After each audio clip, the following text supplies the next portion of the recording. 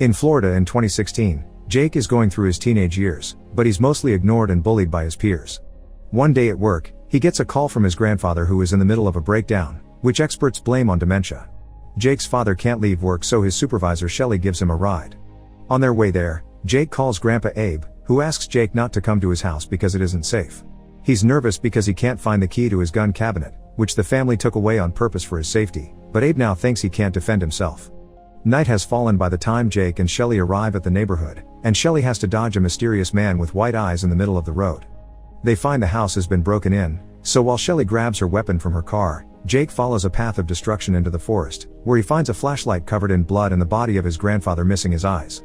He tries to call 911, but Abe stops him, telling him to go to the island and find the loop of September 3, 1943 before dying for good.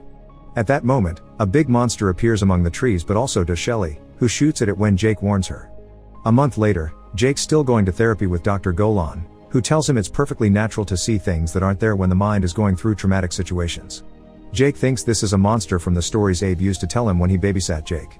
He always talked about secret islands, magical places, and the children's home in Wales he grew up in. He used to show him pictures of the headmistress, who could turn into a bird, and all the other kids, who had special powers.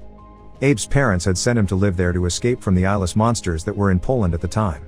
Little Jake used to believe in those stories, but soon in school, he was made fun of for it, and the teacher taught him that Abe's monsters were just the horrors of war seen through the eyes of a child. A few days later, the family throws Jake a surprise birthday party, and his aunt gives him the last gift Abe left behind for him. Jake finds a book with a postcard inside showing an island in Wales and a message from 2 years ago from the children's home, asking him to visit. This inspires Jake to want to go, and Dr. Golan approves of the idea because it may help him to move on. Jake's father Frank takes his son to Wales on the family boat. That way he also gets a vacation to work on his book about birds. On their way there, they see a peregrine falcon flying above them, and Jake talks to it as he jokes that it may be the headmistress. The island has a small town and only one hotel in it, which is mostly empty except for the manager and Augie, a blind man. After leaving their things in their room, Jake wants to find the children's home, but Frank wants to go bird watching, so he pays a couple of local teenagers to take Jake to the other side of the island. These guys take Jake through a weird shortcut, but their directions are correct. Jake finds the children's home, or at least, what's left of it. Disappointed by finding only the ruins of the house, Jake returns to the hotel, where Augie tells him a German air raid bombed the island on September 3, 1943, the same date Abe mentioned before his death. The next day, Jake returns to the house to investigate. Among the ruins of the house, Jake can see the children from Abe's pictures and runs away, only to trip and lose consciousness. When he wakes up, he finds himself being carried by Bronwyn, a girl with super strength. Some of the other kids are there as well, and Jake can easily recognize them from Abe's stories. Emma, the girl that can levitate, the twins, whose hidden faces can turn anyone into stone, Olive, who can make fire with her hands, and Millard, an invisible boy. They promise him none of them died and take him into the cave so he can cross into the loop, but Jake feels a weird sensation inside that cave that scares him into returning to the hotel. The town looks different now, everything looks lively and the hotel is crowded. The locals hear his American accents and believe him to be a spy, but before things can escalate, the objects around the room begin flying and smashing against the walls. Olive shows up and drags Jake out before lighting the building on fire while outside. German airplanes are beginning to fly over the area. The kids take Jake away in a carriage, where he discovers that the flying objects have been a trick from Millard, who can't be seen once he takes off his clothes. Emma explains they now are in 1943 and they're stuck on this day every day. This is why when they make it to the house, it's in perfect condition. Jake finally gets to meet the headmistress Miss Peregrine, who comments Abe had told her about Jake through letters. As Miss Peregrine takes Jake around the house and shares some tea, Jake gets to meet the other kids, Enoch, who doesn't like his presence, Fiona, who can make plants grow at will, Claire, who has a mouth on the back of her head, Horace, who has prophetic dreams, and Hugh, a boy with bees living in his stomach. Miss Peregrine explains that they're known as peculiar, which is a recessive gene carried down through families, although sometimes it skips generations. These peculiars have always been persecuted, so they live in places like this. Not only she can turn into a bird, Miss Peregrine's also a Weinbrine, a person that can control time. Weinbrines choose a safe location and day to create a loop that preserves the last 24 hours where peculiars can live safely from the outside world, and there are many of them around the globe. This also means the kids never get to grow up. Meanwhile, Emma's rescuing a squirrel that fell from a tree and Jake helps her with the task that used to be Abe's. He ties a rope around Emma's waist, who takes off her lead shoes so she can float up, and put the squirrel back in its nest to then be brought back to the ground by Jake and the rope. Afterward, Jake goes inside to borrow Abe's old clothes to wear at dinner and gets the chance to see Enoch using his powers. He can bring inanimate objects to life as his living puppets. While Emma helps him with the necktie, she tells him they know Abe is dead and explains he left this house to explore other loops, but she can't answer any more questions. During dinner, Miss Peregrine forbids Jake from sharing details about the future with them. The kids want Jake to stay with them even if he isn't peculiar, but Enoch is jealous of his presence and wants him to leave like Abe did to join the army. Their conversation is interrupted by the phone ringing, and Miss Peregrine picks up a call from a young Abe, but she doesn't tell the children about it. After dinner, Horace plays one of his dreams for everyone. Sometimes they're prophetic, other times are silly. Today they show a captured Weinbrine plus Jake and Emma about to kiss. Afterward, Miss Peregrine invites Jake to stay the night and he gets to witness how she rewinds time when the bomb is about to fall on the house. The next morning, Jake finds a letter from Abe and takes it with him when he leaves. Emma guides him through the cave as she explains the kids can't leave because the years would catch up shortly after they're out of the loop, making them die from old age. At that moment, a wounded bird enters the cave. It's the wounded Weinbrine from Horace's dream. Emma hurries to take the bird back to the house while Jake reunites with his father, telling him he spent the day with the local kids. However, his cover blows up when a farmer asks who killed all his sheep and the teenagers deny having seen Jake. Thinking his son is having a breakdown, Frank forbids him from going out alone again. Once he's back in his room, Jake opens Abe's letter, which has 2016 as a date. He warns Miss Peregrine about some white-eyed dangerous people in England, where another loop is hidden. The next morning, Frank takes Jake to the beach, where they meet Lamont, who is also birdwatching to write a book. This man has the latest equipment and that depresses Frank, who thinks his book won't be able to compare.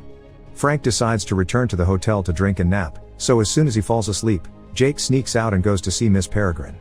The Weinbrine she's taking care of is the one from the loop in England, which got attacked by the monsters Abe mentioned, but she still refuses to explain what's going on.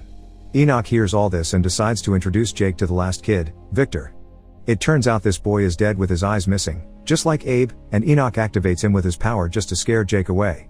He goes to ask Emma for support, explaining he's seen a white-eyed person before. Emma decides to help him identify the person by taking Jake to her secret hideout. There's a sunken ship on the near beach and Emma takes Jake there by forming a bubble around his head. She also removes the water from one of the rooms by blowing air into it. This is because Emma doesn't only levitate, she manipulates air in general. In this room, there's a safe Abe asked Emma to protect, and inside they find a map with all the loops plus pictures of the white-eyed people, including the man Jake had seen. That's Mr. Barron, the leader of a group of bad peculiars that Abe dedicated his life to hunting.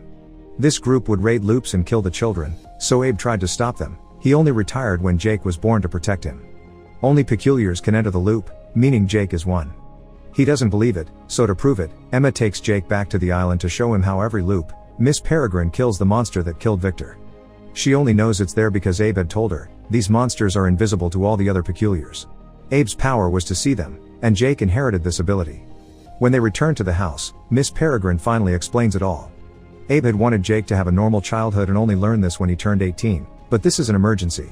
Many years ago, a splinter faction emerged among the peculiars. They were tired of living in the loops, and Barron thought that by harnessing the essence of a Weinbrine's power, they could gain immortality and live outside loops. Barron kidnapped a Weinbrine and his group killed her to absorb her powers, but this caused them to transform into these monsters called Hollows.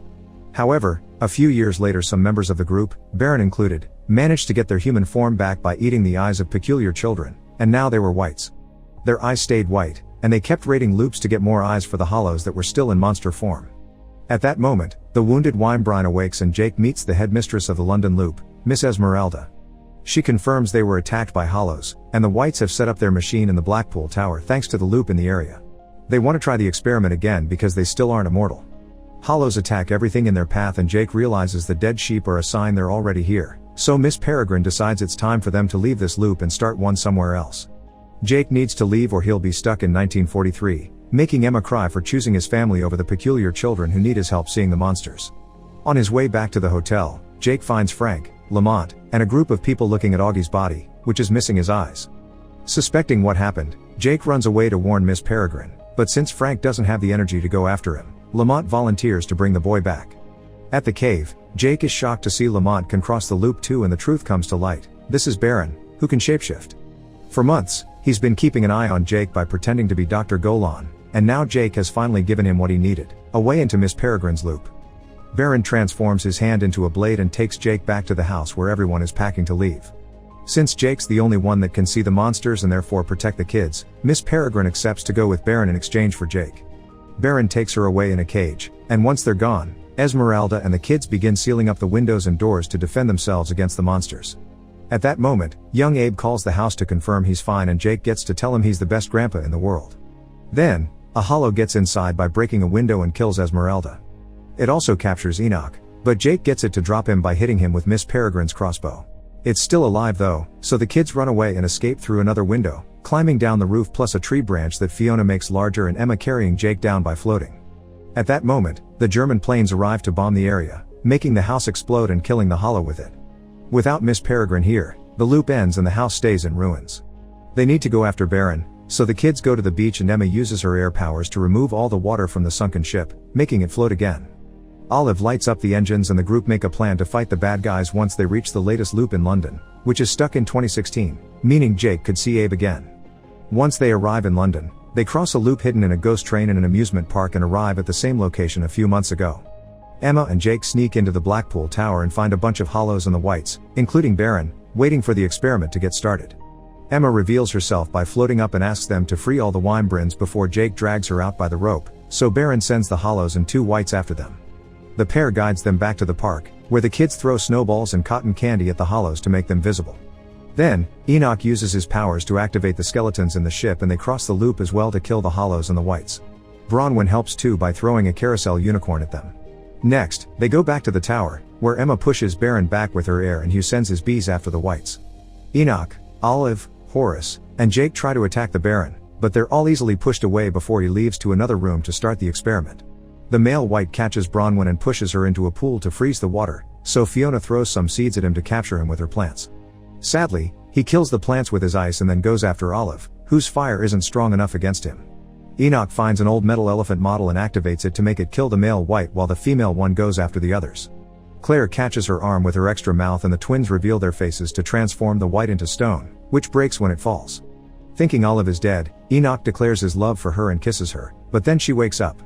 Emma and Jake go after Baron, who easily dodges the shots from Jake's crossbow. Once again, Emma pushes him back with her air while Jake enters the room to free all the Wimbrins from the cage. When Emma runs out of energy, Baron goes after Jake, but it's at that moment that all the birds fly out, attacking Baron before leaving the building to make new loops. Enoch and Emma enter the room and are shocked to find there are 2 Jakes now. They can't tell who is real and who is Baron, but the solution quickly falls on their laps. One of the hollows is still alive and has entered the tower. The real Jake can see it, so he steps back while the hollow captures Baron and kills him. Then Jake kills the hollow in return by shooting it with the crossbow. Afterward, Jake says goodbye to the kids, who return to the loop to stay in 1943 while he goes back to his old town to see Abe again since he's alive, thanks to Baron having died in the past. After Jake shares his story, Abe gives him his birthday present. It's the same book, but this time inside there's money in different currencies and the loop map in order to travel and find the kids again, because Abe wants him to be with them. Months later, Jake finally finds the ship again after jumping through many loops all over the world and even joining the Navy. He and Emma reunite with a kiss as the kids set sail with Miss Peregrine following them in her bird form, ready to find a safe place to set up a new loop. Make sure to subscribe and turn on notifications so you can watch more videos like this. Thanks for watching.